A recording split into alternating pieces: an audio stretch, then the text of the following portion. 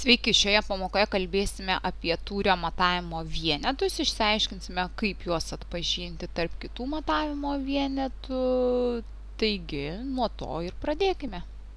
Lentoje užrašiau keletą matavimo vienetų trumpinių ir tarp jų vienas yra tūrio matavimo vienetas. Tie, kurie šiek tiek girdėjote apie tūrio matavimo vienetus, tai manau nesunkiai jį atpažinote, todėl kad norint atpažinti tūrio matavimo vienetus, pirmiausia reikia perbėgti visus trumpinukus ir jeigu kažkuris turi tą mažąjį laipsnio rodikliuką 3, tai jis ir bus tūrio matavimo vienetas. Kitaip sakant, tūrio matavimo vienetai yra sudaromi iš paprastų ilgio matavimo vienetų, tik viršuje matome dar skaičiuką trejetuką.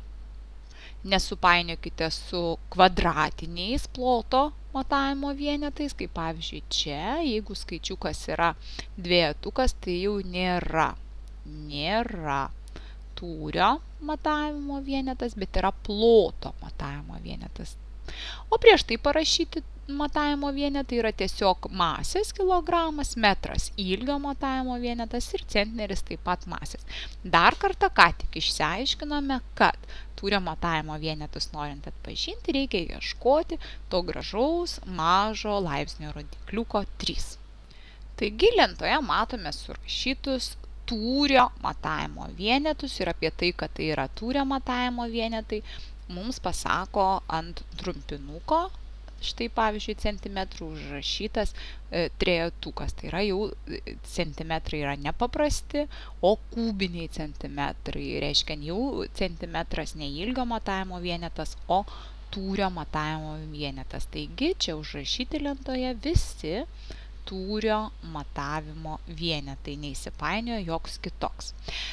Antroji mūsų pamokos užduotis yra, kai jau atpažįstame tūrio matavimo vienetus, tai gebėti vieną tūrio matavimo vienetą užrašyti kitu tūrio matavimo vienetų. Pavyzdžiui, 1 centimetrą kubinį gebėti užrašyti milimetrais kubiniais. Labai dažnai pamokų metu mokiniai klausinėja, ar galiu, pavyzdžiui, centimetrą kubinį užrašyti ne milimetrų kubiniu, o tiesiog šiaip milimetru.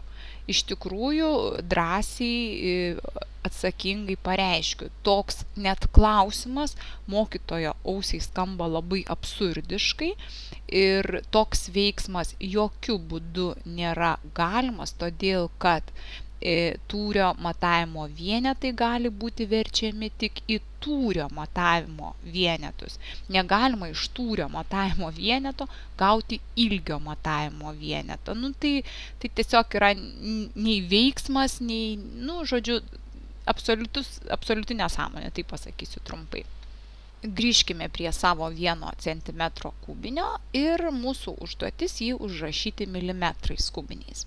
Pirmiausia, galvokime, kasgi yra centimetras kubinis? Juk tai yra centimetras kart centimetras kart centimetras. Kitaip sakant, centimetras padaugintas iš savęs 3 kartus. Žinant tai, visiškai nereikia zubrinti lentelės, kad 1 centimetras kubinis turi 1000 milimetrų kubinių, o reikalui esant visada tai galime susiskaičiuoti. Ko reikia tam, kad galėtumėme nesunkiai skaičiavimais pasiversti vienus kubinio matavimo vienetus kitais. Ogi tam iš tikrųjų reikia labai gerai mokėti ilgio matavimo sąryšius. Tai yra, kaip 1 metras yra susijęs su centimetru, arba kaip 1 centimetras yra susijęs su decimetru. Gal su milimetru, pavyzdžiui, užrašysiu. Kaip 1 decimetras yra susijęs su centimetrų.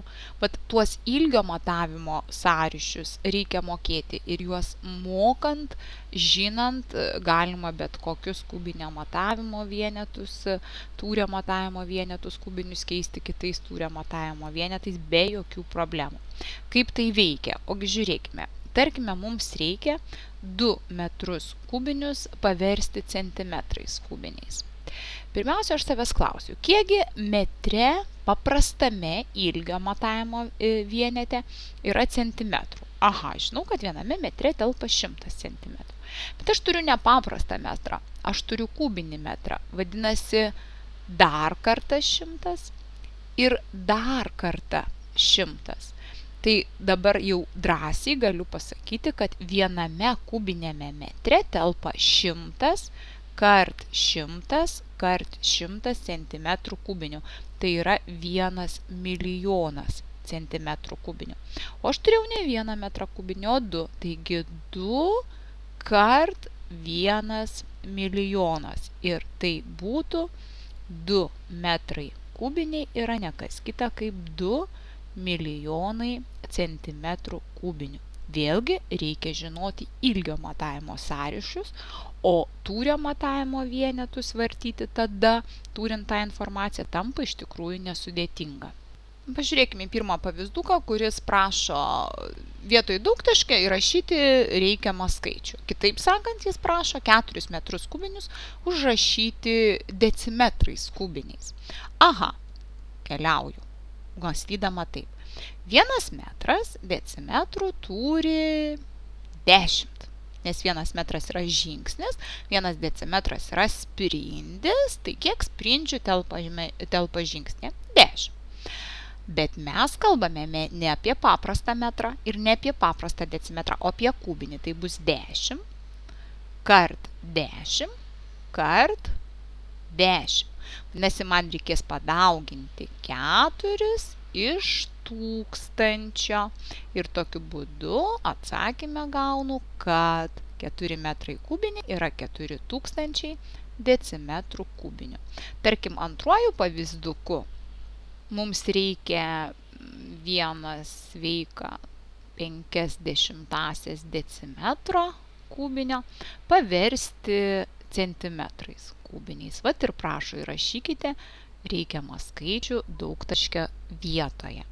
Ką darau? Galvoju. Paprastas decimetras centimetrų turi 10. Tačiau aš nekalbu apie paprastą decimetrą. Aš kalbu apie tūrio matavimo vienetą, kuris savyje turi decimetras kubinis, decimetras kart decimetras kart decimetras. Taigi vėlgi matau, kad man reikės padauginti iš 1000. Rašau.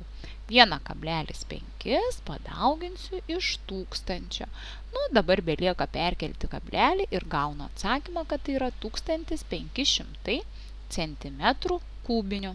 Panagrinėkime ir trečiąjį pavyzdį. Tarkime, kad mums reikia 21,7 metro kubinio paversti, pavyzdžiui, į, paverskime, į centimetrus?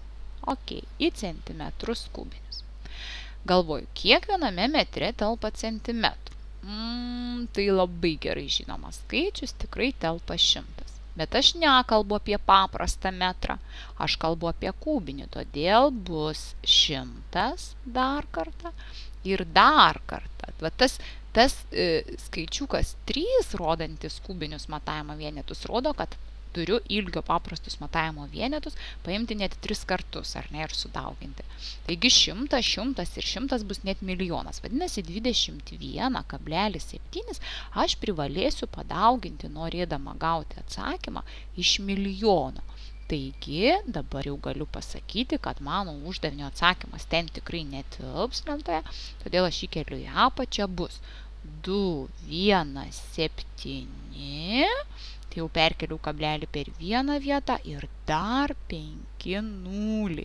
Štai koks skaičius, tiksliau kiek centimetrų kubinių.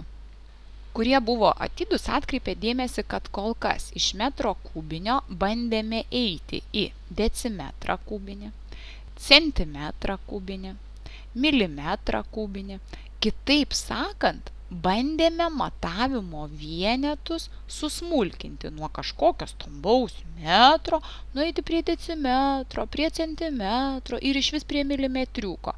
Ir tokiu būdu mes atlikome daugybos veiksmą iš vieneto su nuliais, o tą vienetą ir kiek tų nulių nusistatėme pagal ilgio matavimo sistemos sąryšius ir daugindami arba keldami trečių laipsnių, arba daugindami patį iš savęs 3 kartus, ar ne, tą skaičių. Tačiau yra tokių uždavinių ir be abejo norėsit paklausti, o ką daryti, jeigu reikia, pavyzdžiui, iš decimetro kubinio nukeliauti į metrą kubinį? Dar geriau į kilometrą kubinį. Tai yra, bandau jūs išprovokuoti, ką daryti, jeigu iš smulkesnio matavimo vieneto, mažesnio, turiu nukeliauti prie didelio stambaus.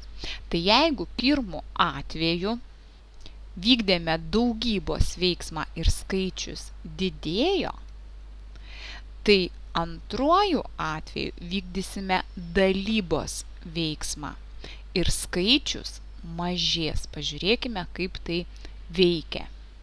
15 decimetrų kubinių paverskime metrais kubiniais.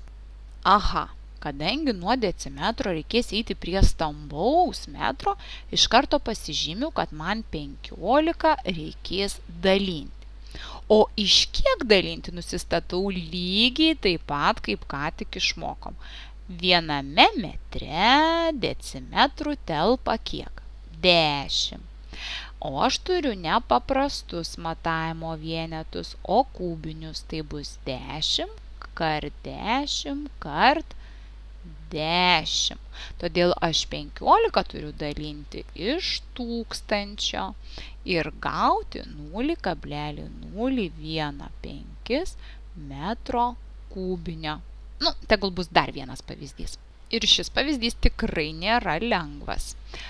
Bet mums jau tiek daug išmokus įveikiamas.